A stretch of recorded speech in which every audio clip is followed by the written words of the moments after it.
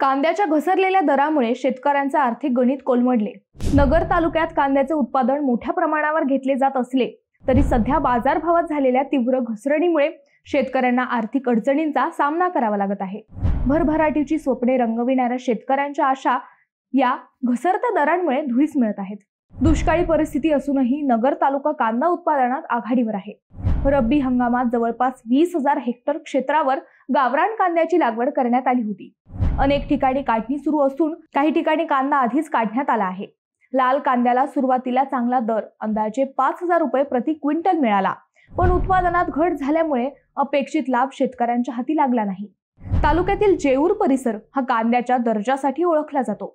ससेवाडी, बहिरवाडी, इमामपूर या भागातील जमिनी कांदा लागवडीसाठी पोषक असूनही पाण्याची कमतरता जाणवत आहे। अनेक गावांमध्ये टँकरद्वारे पाणी पुरवठा सुरू आहे।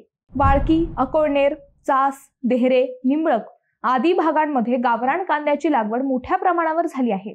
मात्र काढणीच्या काळात दर घसरल्यामुळे शेतकऱ्यांच्या चिंतेत भर पडली आहे।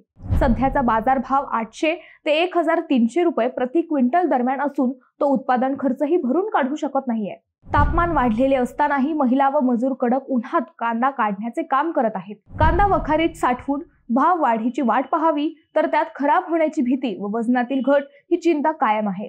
परिणामी शेतकरी संभ्रमात सापडले आहेत।